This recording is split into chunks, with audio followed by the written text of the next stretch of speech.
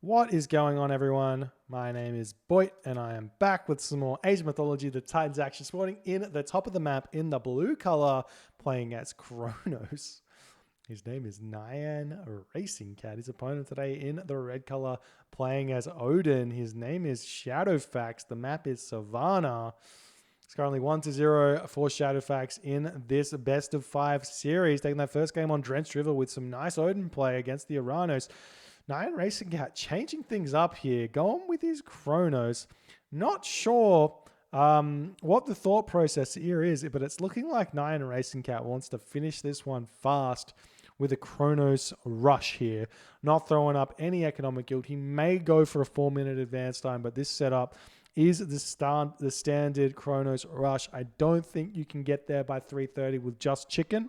Think you need some hunt, but he's not found any of it, so he may have to go for a 4-minute advance time. There's no problems with that. Still does a lot of damage. Still very hard to defend. And it does change things quite a bit about the Odin Atlantean matchup. Kronos takes the advantage early against the Odin, which completely shakes things up. We saw in that first game where the Odin had the advantage early because he has those early Ulfsarks they build at 9 seconds. Whereas Kronos can be hitting their opponent straight away. They time shift the temple forward. They advance at 3:30.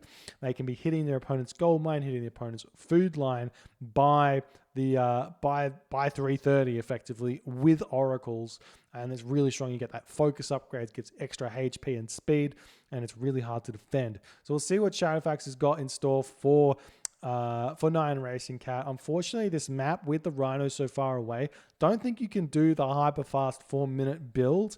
You might be able to 4-minute build here. I haven't seen anyone do it with Odin. It's like more of a Thor thing, but you definitely can do it with Odin. So we'll see what ShadowFaxx does. Going up fast here is definitely key. So don't want to overdo the economy. Make sure you get your dwarves out and maybe only go for 3 dwarves here instead of 4. Make sure the temple's up in time and surprise your opponent so he doesn't deconstruct. But the oracles do spot this over here already. If we check out NyanRacingCat's perspective, he sees one rhino, but not the other one here. So a little bit of an advantage there. And we do see the Ulfsark hitting the oracle here of Nyan. One option you can try, and ShadowFaxx is doing it, is go for double Ulfsark against Kronos and hit both of those oracles. You can even go 3 Ulfsark here. Not a bad idea if you can find all 3 oracles, and you completely shut down the early Valor, which does help out quite a bit. There's the Prometheus coming in, and we see the fabled Kronos rush of old. I haven't seen this strategy in quite some time, and I don't think, honestly, ShadowFaxx is a Nilla player. I don't think he's been accustomed to a 3:30 attack in quite some time, if at all. So we will see. Temple coming up for ShadowFaxx next to his town center. I would like to behind his town center here, just in case, because it might stay up for long enough for him to get out something. Might not even be a bad idea to go high. Oh, he's building a dwarf. Did he not have the food? He didn't have he has to build it. The temple's up so late. This is way too late of an advance time. It looks like it's gonna be like a 4:35 or a 4:40, and the Ulfsark coming in right now. He's got focus, not yet. It's coming through. Doesn't matter when he gets it. The villagers get pulled off the line, trying to get some damage done onto the oracles. There's the Prometheus. They get turned into oracle heroes. Do a huge whack onto that gather. It has to get pulled back. All of these villagers have to pull back, and there's only this chicken here as well. This is really, really bad for ShadowFaxx. His scouting's awful to this game. Those ravens need to get going to find somewhere to go. The temple gets pulled down as the Freya's coming through. So ShadowFaxx has to rebuild that one, but he will have the time to do so if he wants to. He can just move back and throw it up. We see the counterbacks coming in for NyanRacingCat right now. Temple coming up for ShadowFaxx, and it should get up in time. So we will get a Valkyrie. That deconstruction was a little bit too early there. You got to watch the score drop when your opponent clicks advance, and you know when they're going to be getting up. We try and see a building block here to prevent these villagers from getting pushed off, but they can just move back onto the straggler trees and chop those down for the time being while he gets set up. There's enough wood here for it to work completely fine, and we do see the Promethean hitting this Ulfsark for the time being. Terma now getting spammed out. There's the Freya, and the temple gets up in time. Oh, I thought he missed it there for half a second. There's the Longhouse.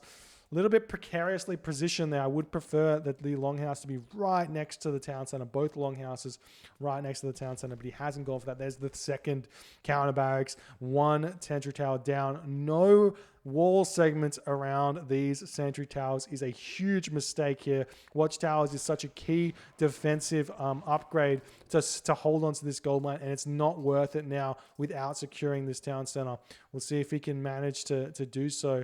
And do we see it coming through? No, we do not. We've got some Ulfsark starting to get built out here. Promethean Offspring hitting the Ox card over here of ShadowFaxx, who is getting completely outmaneuvered at this point, getting pushed off this gold mine. He's got 291 of gold in the bank, completely enough, but food, actually, he's got heaps of resources, and he's tapping out. He could have, he can't get houses up.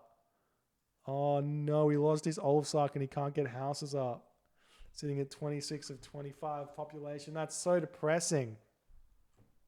Some big things to learn from this game. 5 minutes and 35 seconds, though it may be. Lesson number 1, against early rushes, their units die very fast to town center fire. So you have to make sure your units are close enough to the town center to jump into it. So Longhouses, you build them next to your town center. Temple, you build them next to your town center. Houses, you build them next to your town center. Say it with me, ladies and gentlemen. Next to your town center, build your buildings is the key. This 291 gold here was plenty enough. How much? Let's do some quick math here. How many Ulfsark could you build? You could get you get 9. Almost 10 Ulfsark out of that 290 gold. If you had 300, would have been 10 Ulfsark. Plus the Hersa, so you combine some of those in, so you're going to get 5 Ulfsark and a couple of Hersa or something like that. Plenty enough to push back and get the gold mine back to start gathering again.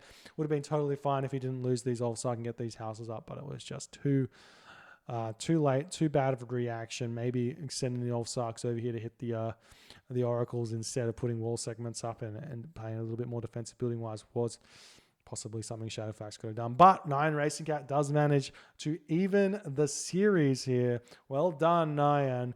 We'll move on to game number 3 very shortly. If you're enjoying the games, please consider hitting the follow button on the Twitch. If you're on the YouTube, hit that subscribe button, and I will see you guys in the next game.